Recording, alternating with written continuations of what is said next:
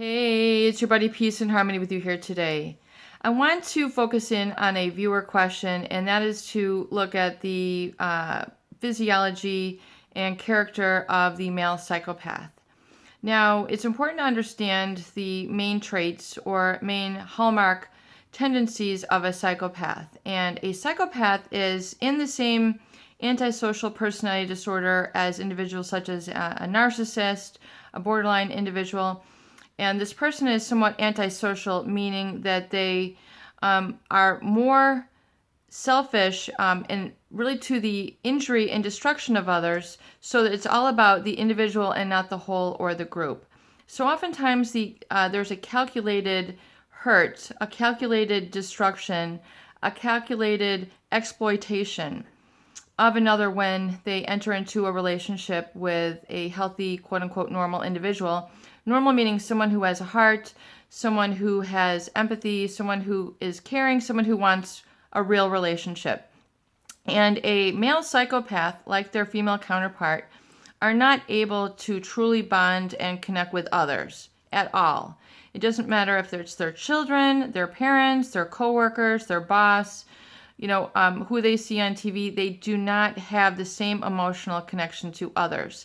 And this is based on their neural network, their neural wiring, their brain regions, which are different, process things differently than the healthy, normal rest of the population.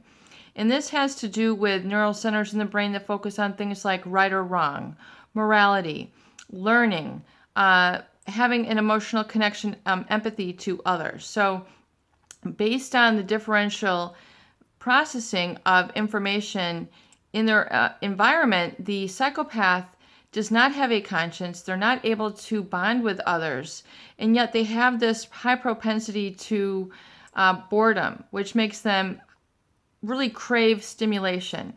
And in the need for stimulation, oftentimes coupled with this lack of moral judgment and right or wrong, is a propensity to high-risk behavior. So particularly in the male psychopath, this proneness to boredom will then play out or manifest in terms of highly promiscuous behavior, conquering women for the sake of conquering them, hypersexualizing them, so really playing them. When I say playing them, I mean like a puppeteer. I mean like they are pulling their strings, telling them things that they want to hear, giving them gifts, taking them places that the typical guy would not take them, saying things to them which are highly sexual and promiscuous, being very distractive, keeping in front of this woman 24/7 so that they're constantly on their mind. I think it's one of the most typical ways that a psychopath will break down a female target is they are constantly sending them pictures, texts, emails, Instagram, Snapchats, Facebook, where they constantly want to be on their mind, really alluring them with these highly seductive pictures, statements, calling them nicknames, giving them little gifts, really treating them like they are the center of the universe. So this then sets them up for a violation of boundaries within their target. So when I say violation of boundaries, this ultimate distraction is when you feel like there's a letting go of your boundaries. In other words, I really shouldn't do this. I know this isn't right, but this guy is so fantastic, I'm going to do it anyway. And then so that we see this almost psychological captivating of their target. So it's almost as if they take them over by mind control.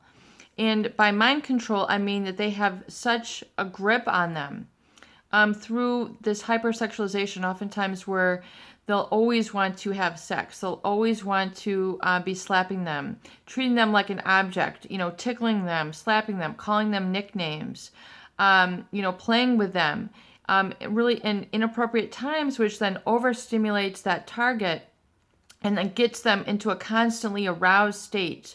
So really, and then it's coupled with an anxiety and uncertainty when they become so infatuated with this individual because they're then letting go of their responsibility to themselves. So we see this gradual breaking down of integrity and boundaries within their target.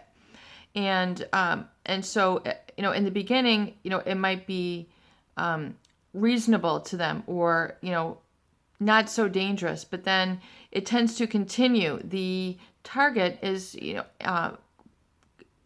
repeatedly overstimulated, over objectified, where then they become addicted.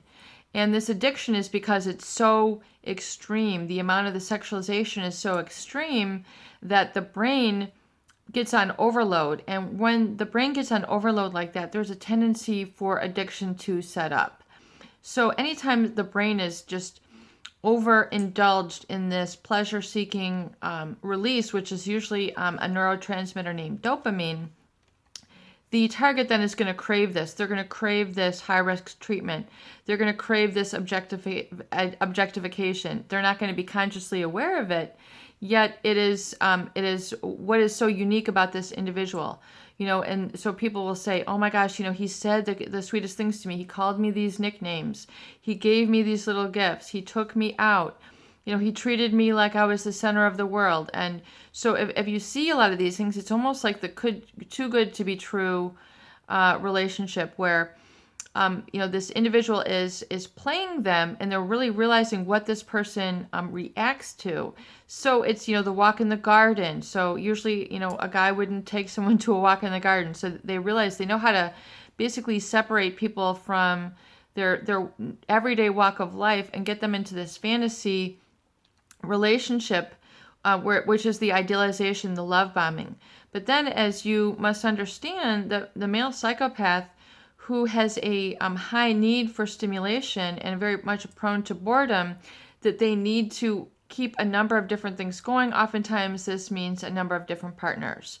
So they're very capable of living things like a split life, meaning that they'll have a mask or a persona of being involved in a relationship with one person, yet they'll have a whole nother full-time relationship going on with another woman who they might be living with.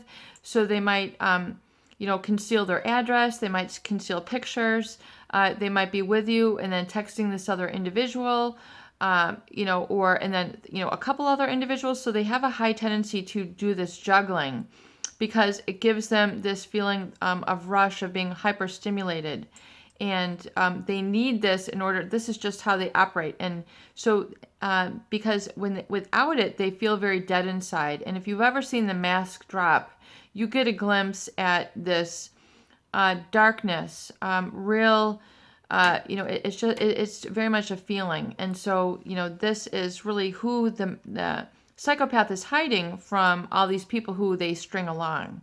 So if you've kind of encountered these feelings and have kind of a sense of fear or terror when they're gone, chances are they've engaged in a lot of mind manipulation tactics where they've used word salad to kind of twist meanings and twist reality to you and get you disoriented so that they're almost become responsible for your happiness. And that's never a good thing because you have to be responsible to yourself and your own happiness and your own emotions. It's not good to be controlled by others, which is how the psychopath preys on others, is through that mind control, physical control, manipulation, and then eventually the devaluing because they think that they've just won you over, and basically they think, that you fell for them and that's your fault for falling for them, that you should have known better. So that's part of the injury. That's part of the mask or fraudulent persona that this individual has when they, it's very calculated, very, very deliberate, and they have really no intention of having a relationship with you, despite the things that they might have told you that they are going to promise you. In fact, they might have even said that, I promise you this, I promise you that, and we're going to have this and this, and they have no intention of backing it up. I think that's one of the most hurtful and betrayal in violations of the psychopathic injury that they give to the individuals who they love bomb, idealize, and pretend to have a relationship with. Peace and harmony with you here today. I hope these videos do help. Please share and please subscribe for more great tools, videos, discussion, and support.